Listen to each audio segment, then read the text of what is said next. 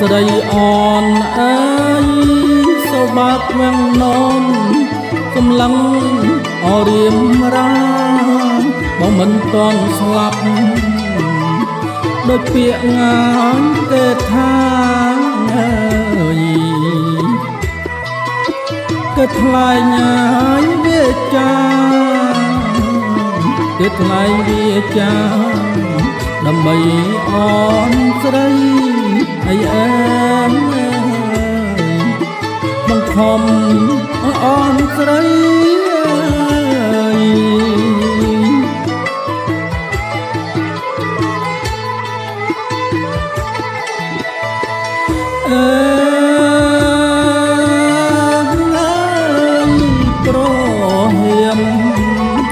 ប្រហៀមមកអត់ថ្ងៃរះអើយចេញមកទៅផ្ទះជាមួយអជ័យបងរៀមពងរត់ស្រីឥឡូវហើយតែម្ដងអើយចេញមកហើយនួនល្អចេញមកនួនល្អបងចាំទទួលស្រីអីអើយបងចាំទទួលស្រីអើយ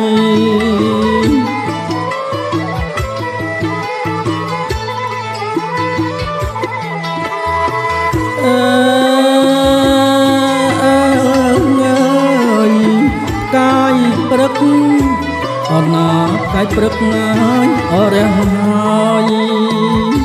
អកែវត្រានត្រាយកុំយំហើយនួនល្អពើដេចកំអូនហើយនឹងហើយរូបបងអើយស្លាប់ពេលឡើយនេះម្ដងស្លាប់ពេលនេះម្ដងជាជាងអរស់នៅអីអើយជាជាងហើយអរស់នៅ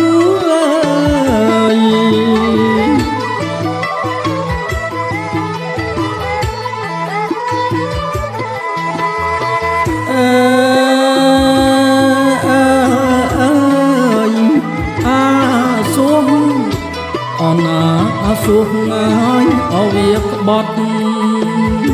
វិហានពងរត់អនពីហើយបងទៅ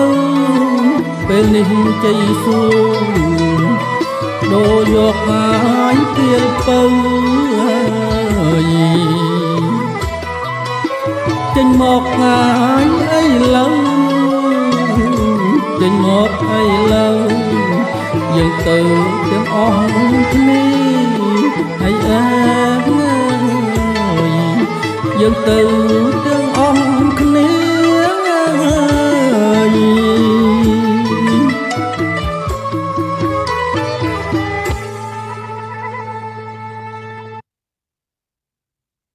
បាទសូមគោរពជំរាបសួរហើយក៏សូមបញ្ជាក់ប្រិមិត្តផងដែរថាបទនេះខ្ញុំទៅតែច្រៀងបាន2ដងសានហ្នឹងបាទប៉ុន្តែខ្ញុំចេះចងចាំនឹងបើអត់មានខារ៉ាអូខេច្រៀងមិនរួចទេប៉ុន្តែធ្លាប់ស្ដាប់កាសែតធ្លាប់ស្ដាប់ឌីសអីញឹកញាប់ដែរបាទបទនេះគេដកស្រង់ចេញពីរឿងជ័យអនបាទហើយជ័យអនហ្នឹងត្រូវសួរនឹងកូនសេដ្ឋីឬថាកូនមេស្រុកអីចឹងណាបាទគេហៅស្អីណាកាន់បែកទៅបាយខេតអីចឹងណាបាទហ្នឹងហើយម៉ែបខំឲ្យរៀបការជាមួយអ្នកមានកូនគេមានលុយមានអំណាចហ្នឹងហើយគេថតភាពយន្តខ្មែរយើងរឿងជ័យអនសម្ដែងនៅលោកគុំសំអឿនហ្នឹងល្បីណាស់បាទអរគុណបាទ